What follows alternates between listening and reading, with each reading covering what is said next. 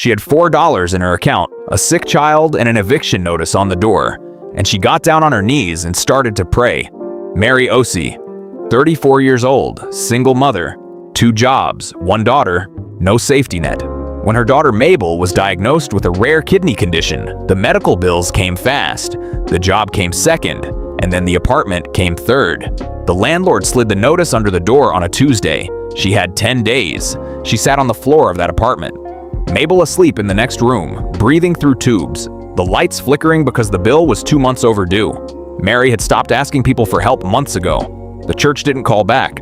Her family said they had nothing to give. Her friends went quiet. She was completely, utterly alone. And that's when she did something that made no sense. She didn't call the shelter hotline. She didn't scroll for solutions. She opened her mouth, and she began to worship. Right there on that cracked linoleum floor, with $4 to her name and 10 days until the street, she sang, quietly, broken, but she sang. Her neighbor heard her through the wall, an elderly woman named Dorothy, 71, a retired social worker who had lived in that building for 22 years and almost never knocked on anyone's door. But that night, she knocked.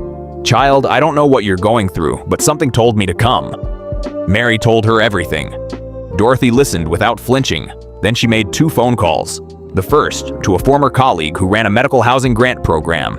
The second, to a kidney specialist she'd helped get licensed in this city 15 years ago. A man who owed her a favor he'd never had the chance to repay.